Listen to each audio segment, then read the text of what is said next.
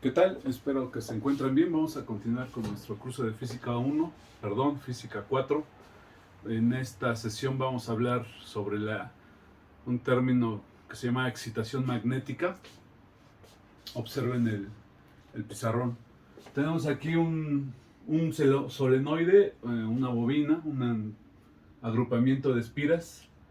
Está dentro del solenoide un núcleo de hierro y hacemos circular la intensidad de corriente eléctrica por el solenoide, y ya sabemos que cuando circula corriente eléctrica por una bobina, por un solenoide, pues se produce un campo magnético. Bien, la acción que tiene o la influencia que tiene el campo magnético sobre el núcleo de la bobina en este caso, se le llama excitación magnética. ¿A qué se refiere esto? Muchas veces en algunos metales como el hierro, al magnetizarse el núcleo debido al campo magnético producido por la corriente eléctrica, muchas veces se queda magnetizado el núcleo, hay un magnetismo remanente, y esta influencia, hay materiales que lo, digamos que lo almacenan un tiempo mayor, otros inmediatamente se desmagnetizan, etcétera. Esta influencia que tiene el campo magnético le llamamos excitación magnética. De hecho, aquí está el enunciado: es la acción o influencia del campo magnético sobre cualquier clase de núcleo a consecuencia de la corriente eléctrica que está circulando. Bien, hay una ecuación para calcular la excitación magnética en los materiales que forman parte del núcleo de una bobina o solenoide. Tenemos aquí H es precisamente la excitación magnética. Vamos a simbolizar la excitación magnética con una H mayúscula, y esta va a ser directamente proporcional al número de vueltas o espiras que tiene el solenoide multiplicado por la intensidad de corriente. Es decir, que a mayor número de vueltas o a mayor intensidad de corriente eléctrica, la excitación magnética va a ser mayor, pero también va a ser inversamente proporcional a la longitud de la bobina o del núcleo de la bobina. Esta es la longitud de la bobina, entonces la excitación magnética va a ser inversamente proporcional a la longitud de la bobina. Y básicamente, pues esta sería la ecuación para calcular la excitación magnética en el núcleo de una bobina, independientemente del tipo de material del que está conformado el núcleo. Y bueno, aquí tenemos lo que significa la excitación magnética. Va a estar dada en amperes sobre metro. El número de vueltas, pues ya sabemos que está en vueltas o en espiras. La intensidad de corriente eléctrica en amperes y la longitud de la bobina en metros. Y también hay que comentar que hay una relación directa entre la excitación magnética y el campo magnético que se crea al conducir corriente eléctrica a la bobina. Precisamente aquí tenemos esta, vamos a remarcarla. Aquí nos está diciendo que el campo magnético o la inducción magnética es proporcional. Esta letra griega alfa indica proporcionalidad. Quiere decir que la inducción magnética es proporcional a la excitación magnética o viceversa. Las dos magnitudes son proporcionales entre sí. Ahora, para elaborar una ecuación, un modelo matemático entre estas dos variables, vamos a introducir una constante de proporcionalidad. En este caso va a ser la permeabilidad magnética del material del que esté hecho el núcleo de la bobina. Quiere decir que la inducción magnética va a ser igual a la permeabilidad absoluta del material, del núcleo, por la excitación magnética. Y despejando la excitación magnética, tendremos que la excitación magnética en un núcleo, independientemente del material del que sea el núcleo, va a ser igual al cociente del campo magnético sobre la permeabilidad magnética de ese material del que está hecho el núcleo. Bien, recordemos en cuestión de unidades, sabemos que la inducción magnética son teslas, pero cuando tenemos teslas tenemos Weber sobre metro cuadrado. Y la permeabilidad magnética, por cierto, hay que notar las unidades para permeabilidad magnética absoluta de cualquier material, son Webers sobre amperes por metro. Bien, una vez que reducimos en cuestión de unidades Weber sobre metro cuadrado, que a su vez están divididos sobre Weber sobre amper metro, lo que nos queda son amper sobre metro. Aquí aplicamos la regla de extremos por extremos entre medios y nos queda esta ecuación que finalmente nos queda como amperes sobre metro. Es decir, que la excitación magnética la vamos a estar dando en amperes sobre metro, ¿sí? Y una vez que tenemos, otra forma de saber las unidades para la permeabilidad magnética, sabemos que son, aquí son Weber sobre metro cuadrado. No, esto no. La permeabilidad magnética es el campo magnético sobre la excitación magnética, esto despejando a la permeabilidad de esta ecuación. ¿Sí? Entonces, en cuestión de unidades, la permeabilidad magnética va a estar dada en Webers sobre amper metro. ¿Sí? Bien.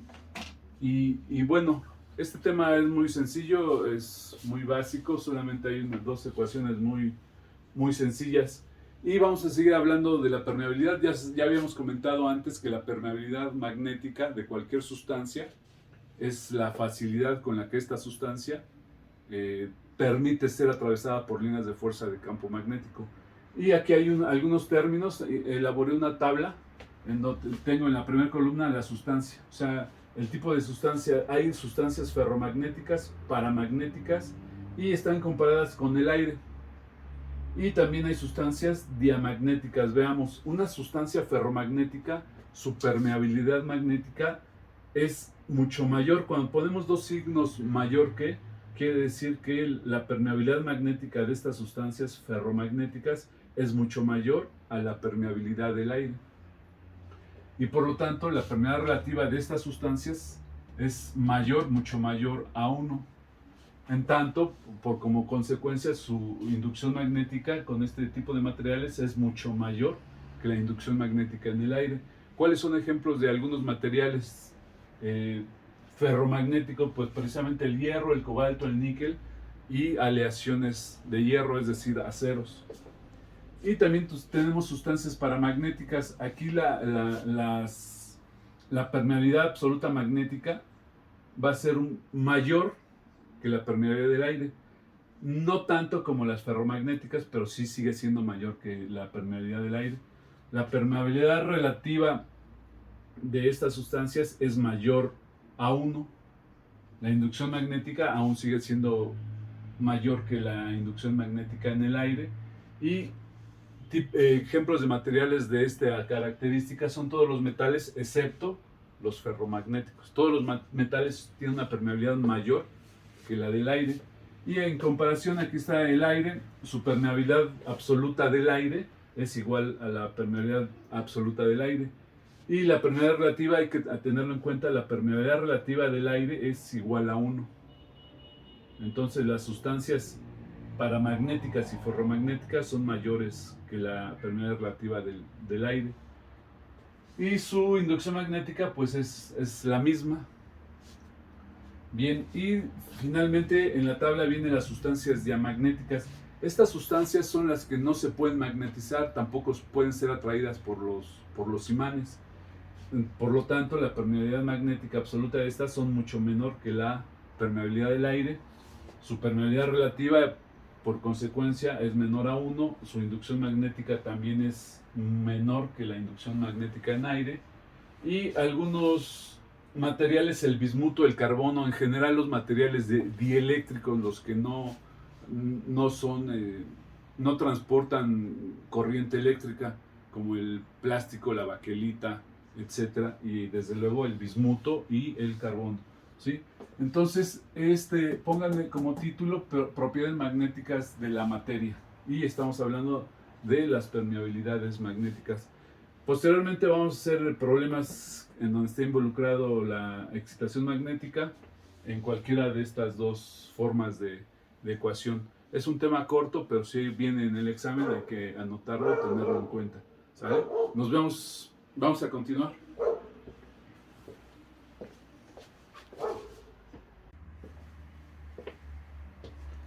Jóvenes, continuando con la sesión de hoy, vamos a abordar otro tema diferente, nuevo. Observen este dibujo que está en el pizarrón. Es el polo norte de un imán, polo sur de otro imán. Ya sabemos que las líneas de fuerza de campo magnético emanan de los polos norte y van hacia un polo sur. Pues bien, están las líneas de fuerza de campo magnético saliendo del polo norte de este imán. Están en azul esas líneas de fuerza. Es decir, están representando el campo magnético. Ahora, supongan una carga eléctrica, por ejemplo, un electrón es una carga eléctrica, está lanzada por este cañón a cierta velocidad. El cañón lanza a una velocidad el electrón y este electrón atraviesa el campo magnético generado por el imán. Inmediatamente que la carga eléctrica penetra el campo magnético, es sometida a una fuerza perpendicular a la dirección de la velocidad, es sometida a una fuerza perpendicular, digo, lo cual hace que la trayectoria de la partícula cargada sea sometida y por lo tanto empieza a tener una trayectoria circular, puesto que en cada momento de su trayectoria dentro del campo magnético es afectada por esta fuerza. Su trayectoria dentro del mismo campo magnético hace que sea semicircular. Una vez que sale la partícula del campo magnético, continúa su trayectoria recta, pero en tanto atraviesa el campo magnético, existe esta fuerza que la somete a esta desviación, ¿sí? Siempre, repito, siempre que una carga o una partícula cargada eléctricamente penetra un campo magnético, ésta sufre una desviación debido a una fuerza. Esta fuerza se llama fuerza de Lorentz. Aquí lo podemos ver el enunciado para que lo noten. Siempre que una partícula cargada eléctricamente, en el caso del electrón, penetra un campo magnético, es sometida a una fuerza perpendicular que la desvía de su trayectoria, describiendo una trayectoria semicircular. Esta fuerza es llamada fuerza de Lorentz. El tema de hoy precisamente se llama fuerza de Lorentz. Voy a repetirlo otra vez. Puede ser una partícula cargada, un electrón, un protón, una partícula alfa, una partícula beta, etc. Pero siempre que tenga una carga eléctrica, ya nosotros habíamos visto cargas eléctricas en el semestre anterior, Física 3, ya sabemos cuáles son las características de una carga eléctrica. Una carga eléctrica que es lanzada a cierta velocidad dentro de un campo magnético va a ser sometida a una fuerza que la va a desviar de su trayectoria recta. En tanto permanezca dentro del campo magnético, sufrirá una fuerza perpendicular. En ese caso están muy pequeños los vectores que indican la fuerza, estos vectores en negro, es la fuerza perpendicular. Y como la partícula sigue sometida a esa fuerza perpendicular, en cada momento, pues su trayectoria es circular. En tanto esté dentro del campo magnético, seguirá sufriendo la fuerza, hasta que en un momento dado salga del campo magnético y continúe su trayectoria recta, ¿sí? Hay que decir que esta fuerza que recibe es perpendicular a la dirección de la velocidad con la que penetra, pero también es perpendicular al campo magnético. Aquí hice esta gráfica, la fuerza está en el campo magnético en esta dirección, la fuerza que recibe es perpendicular, estoy indicando con mi dedo índice la dirección del campo magnético, con mi dedo pulgar la dirección de la fuerza que recibe, que también es perpendicular, pero si observamos también el vector de velocidad es perpendicular a los dos anteriores. Quiere decir esto que los tres vectores son perpendiculares entre sí. Esto da lugar a una regla que se llama regla de la mano izquierda. Está aquí en el dibujo, la voy a poner aquí también en mi mano, en donde si señalamos con el dedo índice la dirección del campo magnético, recordemos las líneas de fuerza yendo del polo norte al polo sur en esta dirección, la dirección de la velocidad de penetración de la partícula cargada con el dedo medio, y el dedo pulgar nos estará indicando la dirección de la fuerza. ¿Sí? Estos tres vectores, observamos, ustedes lo pueden hacer con su mano izquierda. Aquí está el dibujo, el dedo pulgar indica la dirección de la fuerza a la que es sometida la partícula, que se llama fuerza de Lorentz. El dedo índice indica la dirección del campo magnético y el dedo medio indica la dirección del vector de velocidad con la que penetra la partícula. ¿Sí? Se llama regla de la mano izquierda. Y por otro lado, supongan que intercambiamos el polo norte de este lado, el polo sur de este. Ahora la dirección del campo magnético va a ir hacia allá.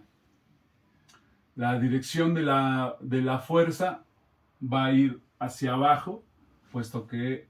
Y la dirección de la velocidad, del vector velocidad, va a cambiar también, y la fuerza será vertical, pero hacia abajo. Entonces, si nosotros cambiamos de dirección el campo magnético, también cambiará la dirección de la fuerza. O también podemos cambiar la dirección de penetración de la partícula, y desde luego que también tendrá que cambiar de dirección la dirección de la fuerza. En todo caso, tendremos que colocar nuestros dedos señalando la dirección del campo magnético, la dirección de la velocidad, del vector velocidad, dedo medio, y el pulgar nos estará señalando siempre la dirección de la fuerza a la que es sometido, que, repito, se llama fuerza de Lorentz. Y para cuantificar la fuerza vamos a utilizar este modelo matemático. La fuerza es igual al campo magnético, que también sabemos que es inducción magnética o densidad de campo magnético, es lo mismo, por la cantidad de carga eléctrica de la partícula que penetra el campo magnético, por la velocidad de penetración, la velocidad con la que penetra, y multiplicado por el seno de teta. ¿Y qué es teta? Bueno, aquí están dirección de la fuerza de Lorentz en newtons, el campo magnético, desde luego en teslas, la carga eléctrica, recordemos que la unidad para carga eléctrica es el coulomb, y la velocidad de la partícula al penetrar el campo magnético estará dado en metros sobre segundo. Desde luego todas las unidades son del sistema MKS internacional, y donde teta, el ángulo teta es el ángulo entre los vectores de campo magnético y velocidad. Y bueno, ya sabemos que está dado en grados. ¿Sí? Entonces, el tema de hoy, repito, fuerza de Lorentz. Anoten el enunciado de lo que es la fuerza de Lorentz, y anoten el dibujo. Siempre que una partícula cargada eléctricamente penetra un campo magnético, esta sufre una fuerza, o más bien es sometida a una fuerza de desviación que la desvía de su trayectoria, provocándole una trayectoria semicircular. Bien, aquí este es un problema muy, muy sencillo, en donde nos piden calcular la fuerza de Lorentz si hay una partícula que tiene una carga eléctrica de 1.6 por 10 a la menos 19 coulombs, el campo magnético 1.2 teslas, la velocidad con la que penetra el campo magnético es de 3 por 10 a la 8 metros sobre segundo, y el ángulo en el que la penetra es de 75 grados. Y bueno, solamente resta sustituir los valores, y nos dice que la fuerza de Lorentz, la fuerza a la que es sometida la carga eléctrica, es de 55.63 por 10 a la menos 12 newtons. Desde luego es un problema muy sencillo para empezar a involucrarnos con este tema. Bueno, este tema es muy importante, recordar para fines teóricos la regla de la mano izquierda. ¿Sí? Pues sí, sería prácticamente todo. Hay que realizar los apuntes, y vamos a continuar con el siguiente tema.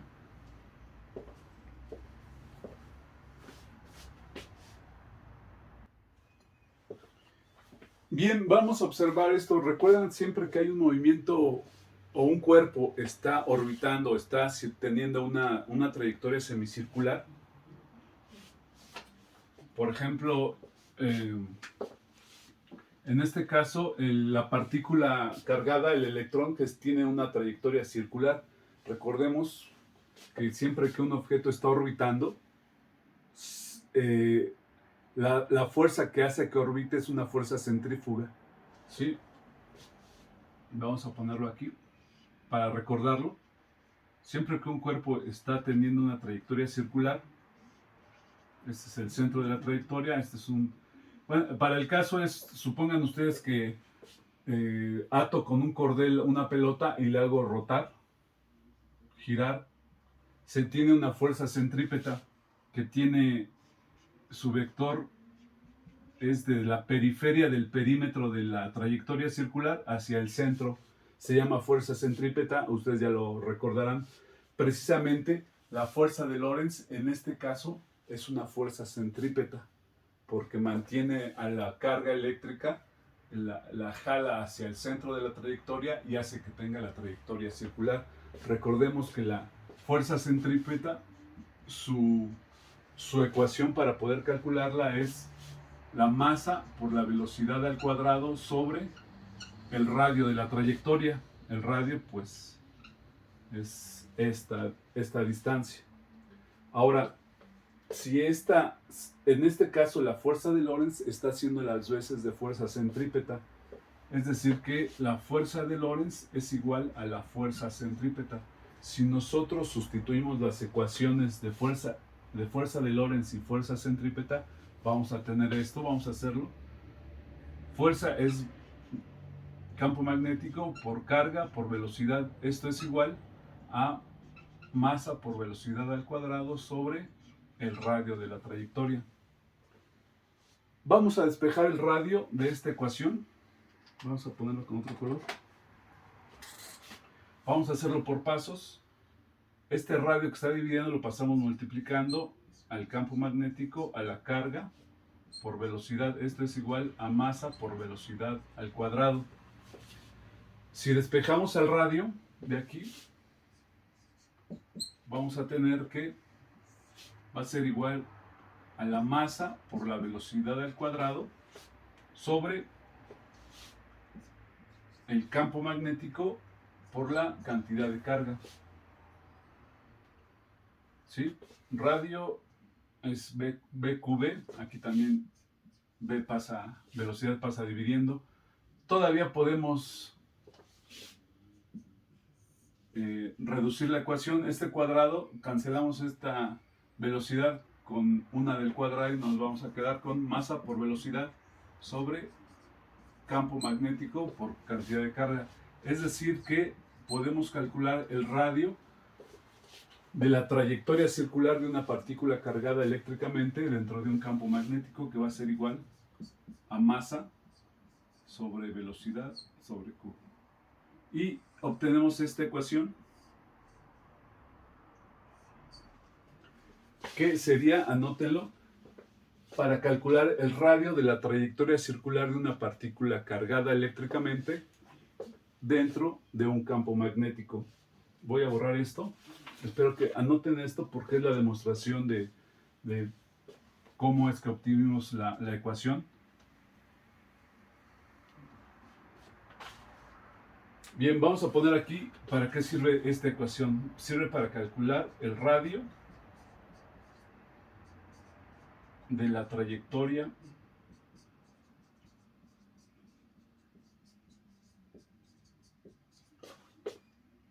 circular. Bueno, si tiene radio, pues es una trayectoria circular de una partícula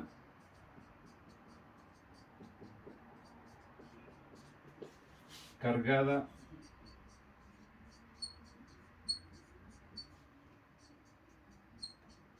eléctricamente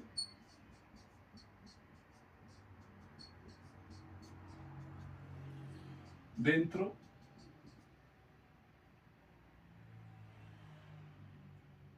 bueno, vamos a ponerle que penetra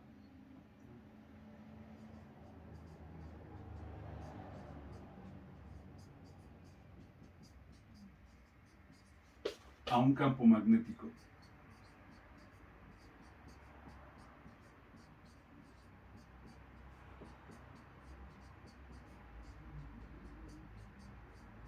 ¿Sí? Esta Esta ecuación es tema de examen, la ecuación y el concepto. De hecho, esta ecuación sirve para calcular masas, cargas de partículas subatómicas como un electrón o un protón. Mediante este tipo de, de ecuaciones se puede calcular. ¿A qué se refiere eso? Supongan ustedes un cañón de electrones, se crea un campo magnético a través de grandes bobinas dentro de un bulbo al cual está lleno de gas argón, se lanza y el electrón o la serie de electrones deja una estela dentro del gas argón y esa estela semicircular se puede medir y mediante esta ecuación podemos calcular la masa. Se llama espectrómetro de masas, ¿sí? Y es básicamente esta ecuación. Si nosotros sabemos el campo magnético, sabemos la cantidad de carga de la partícula, podemos, y sabiendo y midiendo el radio en el espectrómetro, podemos calcular la masa de un protón, de un electrón. Bueno, ya se hizo desde luego, y eso se hizo desde el siglo pasado. Entonces, esta ecuación es tema de examen, igual que el tema. El tema es, bueno, es prácticamente el encabezado de este tema, radio de la trayectoria circular de una partícula cargada eléctricamente dentro de un campo magnético. Así que hay que anotarlo porque estaremos haciendo problemas de fuerza de Lorentz, pero que también viene relacionado con el radio de la trayectoria circular de una partícula cargada eléctricamente que penetra un campo magnético. ¿Sí? Anoten la ecuación. Y bueno, anoten también, ya no hay espacio, la masa en kilogramos, la velocidad en metros sobre segundo, el campo magnético en teslas, la carga en coulombs y el radio en metros. ¿Sí? Anoten las unidades para cada una de las variables de la ecuación. ¿Sí? Ahora sí, nos vemos en la siguiente sesión. Nos vemos.